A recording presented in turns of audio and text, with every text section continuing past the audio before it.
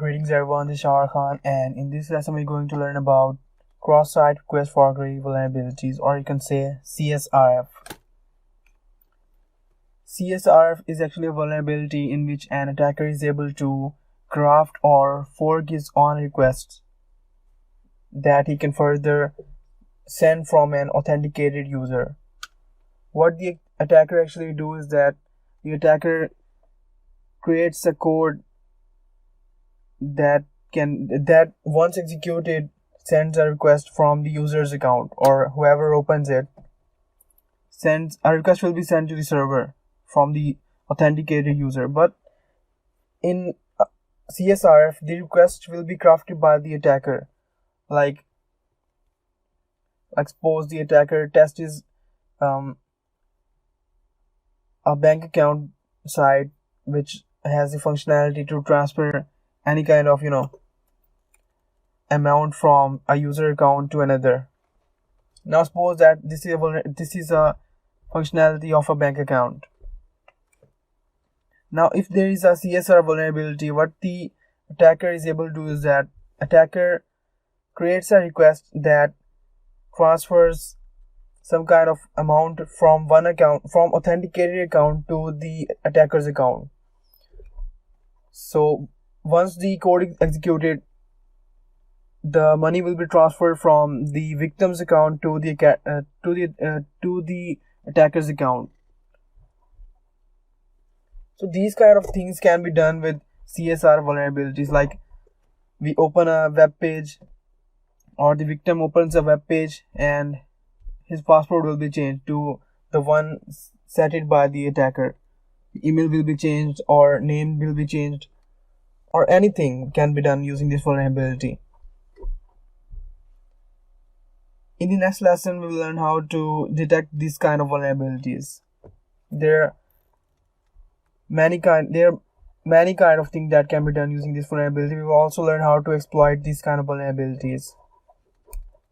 So see the next lesson for the detection. Greetings everyone, this is Jawahar Khan, and in this lesson we will learn how to detect CSRF vulnerabilities. Like we discussed in our previous lesson, CSRF is an attack in which an attacker is able to craft his own request. For detection, we have to check each and every request or a function that is making a change in user account, like changing password, uploading status, uploading images, and everything on the client side. Now, some applications uses anti-CSRF tokens that is used for prevention of CSRF attacks. Like a user requested a password change, a user sent a password change request. The application will also send a special kind of token with the request, so that the server checks it on the server side and validates that is the request valid or not. If the request is crafted, the crafted request will not have any kind of token or the same token that the site is validating. It's a kind of special pass that whoever has the pass will be able to make his way through, and if anyone is not having the pass, the request will be rejected. So it's a kind of pass. Now suppose this is an application that we are targeting. By the way, I'm using BWAP.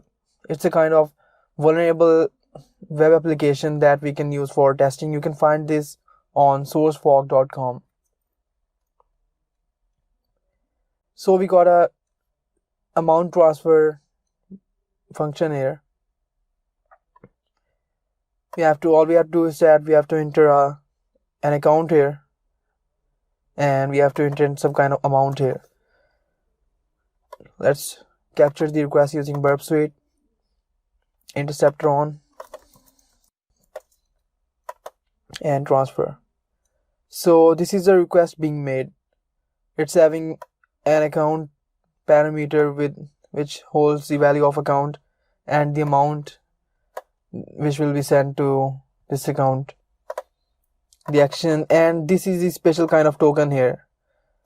This token is a kind of pass which is sent to the server, and the server validates this string here. It's a kind of hash. The server checks that is the request really sent from the trusted origin or not, or the request is crafted. Each time the request is made, the token is some kind of different. It's unique, so it's not guessable by any kind of attacker. If the token is same, the request will be sent.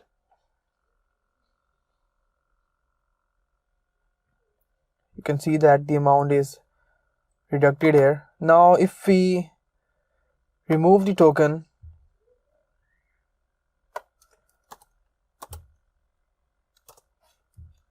the request will be cancelled and the transaction will be stopped.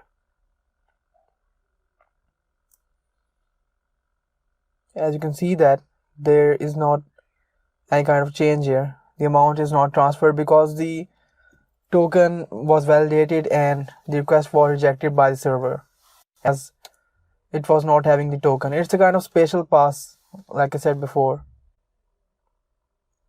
What we have to do is that we have to check each and every function, and we have to see if any request is having CSRF token or not, anti-CSRF token. If there isn't any kind of anti-CSRF token, that it is possible that it's vulnerable to CSRF attacks. Same thing in the post request. You can find these kind of tokens there. And the main thing here is that we have to check how the server is validating the request.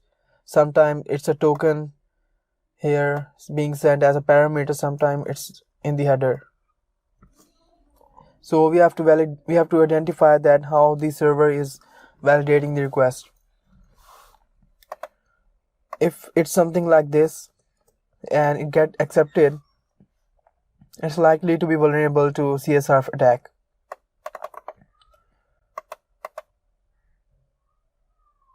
So that's how to detect a CSRF vulnerability.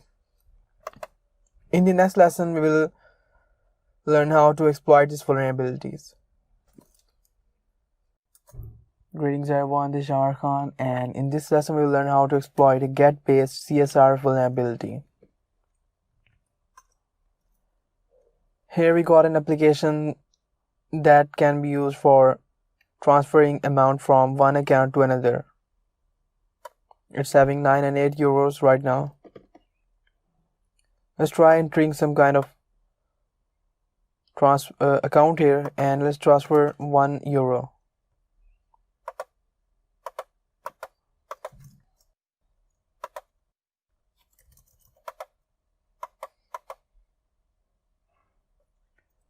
As you can see that the application is sending these kind of parameters for validation, for processing actually. The account value is used for transferring the amount to this account, and here is the amount that is being transferred. As we discussed in our previous lesson, if any request is not having any kind of anti-CSRF token, then it's likely to be vulnerable to CSRF vulnerabilities. Like in this request, there is no CSRF token here present here. Let's see if that works. If it transfers 1 euro to an account, so the 1 euro is deducted now, and our balance is 97. That means that our transaction was successful and there isn't any CSRF token present in the request. In get-based CSR, what we can do is that we can simply send the URL to the victim. Like we just send this URL to victim, and when he opens this URL, $1 euro will be transferred to this account. But that won't be some kind of unique stuff. The user will detect the activity or the attack. So what we do is that we we first check the get request and we create an exploit. We can use image tag with source and we enter the get URL here. So whenever the HTML file is loaded, a get request will be sent to this, which is the same thing that the application here is doing. We have to replicate the same request. We have to make the same request, but we have to set our default values that we want. Like we want $100, 100 euros to be transferred to this account.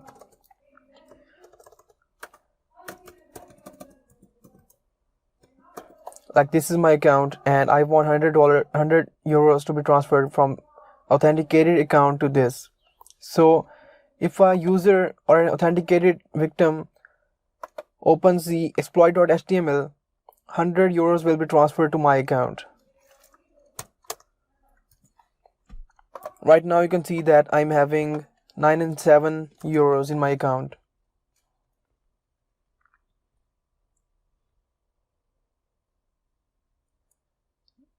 Now when the exploit is loaded, a request will be made. Now let me intersect.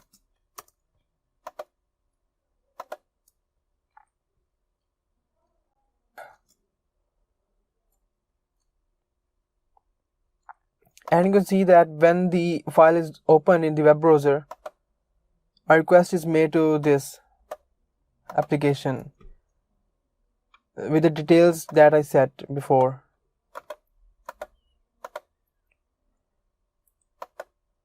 Now let's check our account.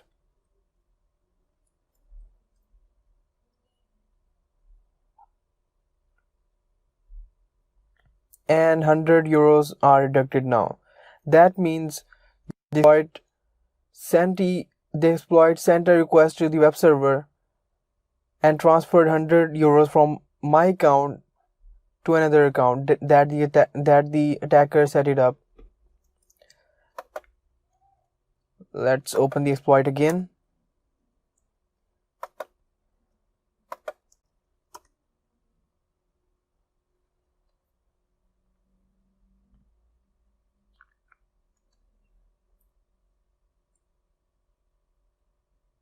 And again 100 euros are transferred. That means we crafted a request, we set it up default values, we set it up our account, the amount, and coded an exploit. So whenever an authenticated user opens the exploit, the request will be sent to the server from the authenticated user. And that's how a CSRF attack is done. So that was the get based CSRF. Greetings everyone, this is Shah Khan, and in this lesson we're going to learn about exploiting post-based CSRF vulnerabilities. Just like we did with GET request, in this case we will replicate the post request. Now suppose this is a functionality that is transferring amount from one user to another, and it's using post method. Just like this one, this functionality is using post method for transferring the amount. Now for replicating this, what we have to do is that we have to do same like the previous one. Just like we did with get request, we have to create an exploit. First we have to check that if it's vulnerable. As you can see that it's not having any kind of CSRF token here. It's vulnerable, and we have already checked that.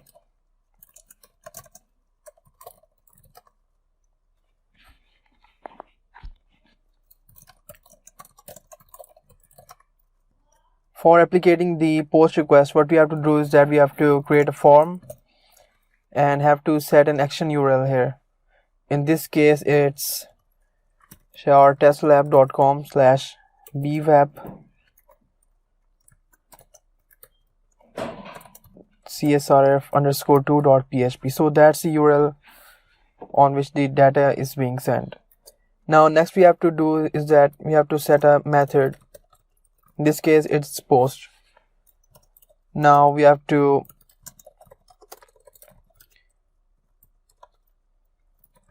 create an hidden field here and have to set the values. This is the count parameter and its value should be whatever we want. Let's create another hidden input. This will hold the value of amount being sent. Value should be whatever we want.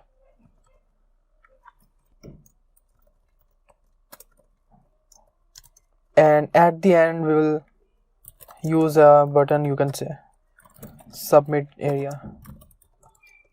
Submit. We forgot something here, which is the action transfer.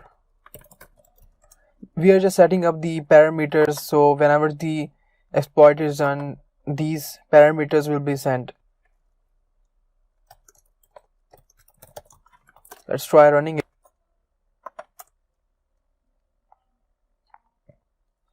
And all we got is the submit button, and when the button is pressed, a post request is sent to this. Now we can also do another thing, as this requires user interaction. We can simply set a name, like name is equal to exploit, and we can remove the submit button. So we'll just use JavaScript for that, like document.exploit.submit. What this will do is that whenever the page is loaded, the exploit will be submitted. Let's see how it works.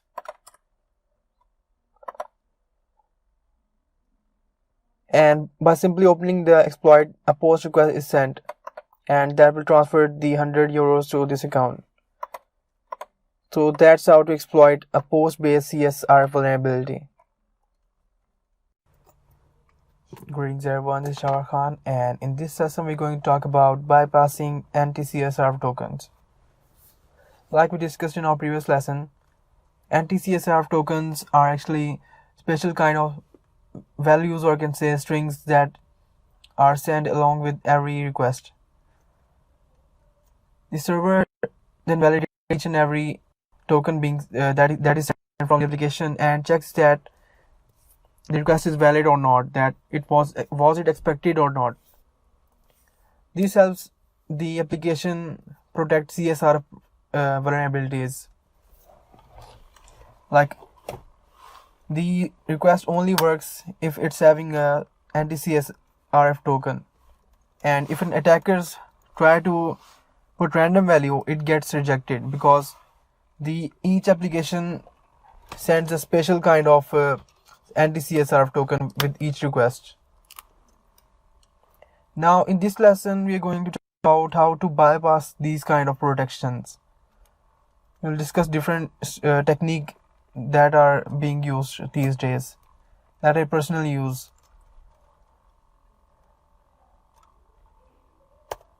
The first thing is that we have to check for validations. Sometimes the application sends a token along with the request, but on the server side, the server doesn't validate the request. In those cases, even if the request is having a CSRF token, the same request can be used on another account, and if that works, it's CSRF vulnerability. Sometimes the server validate if there is a required parameter, like if there is a parameter called token that is holding the CSRF token value. If it just simply sends the parameter with an empty value, if it gets accepted, that's also a validation issue on the server side. In those cases, we can simply remove the value or the whole parameter to bypass these kind of protections. Next is the length issues. Most of the applications has a specific kind of length, like you can see here. It's having a specific length. Sometimes the server checks for length, like it's having a specific kind of length or whatever it is. Like suppose this is the application that we're targeting, and if we send a random string with the same length, sometimes it can bypass the protection, because if the server is validating the token by the length, like suppose it's a 15 characters there, so suppose there are 16 characters or 15 characters. If we submit a token with random value of the same length, it can sometimes bypass the protection, and I faced some kind of scenarios like that before. So we have to also check for length, that what is the length of the token. That's another technique that we mostly use when bypassing the tokens. Now the next thing is that we check the sequence. Sometimes the application generate these kind of token in a sequence, like sometimes you can see that this thing from this to this is same, but only the last two digits are being changed, like in a sequence. Like on the first request it's 66, on the next request it will be 67, then the 68, 69 and 70. So that's a sequence. The sequence can be anything, like addition of some specific digits,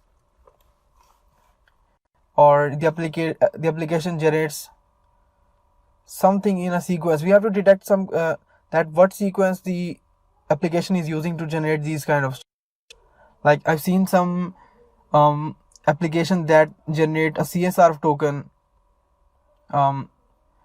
What the application was doing was that it was generating random values from 1 to 1000 and was MD5 encoding them. They were converting each and every number into MD5, and it was a random hash between 1 and 1000. What I did was I enumerated from 1 to 1000 and bypassed the protection, because I knew the sequence. So that's the important thing. We have to know what the sequence is. If we know the sequence or the algorithm, we can bypass the protection. Next is the breakable hash technique. You can't say the technique, but this is a trick, we can say. Sometimes the application is using a weak kind of token. So if we are able to break the hash, we can find out how it's generating the token. Like sometimes it's storing the user ID, like sometimes it's converting your email into MD5 and then validating based on it, or your username or something else to identify. So we have to detect those kind of hashes. If we can break them, we can find out what is hidden behind the hash, and we can find out its algorithm or sequence. So that's how we can bypass anti-CSRF tokens.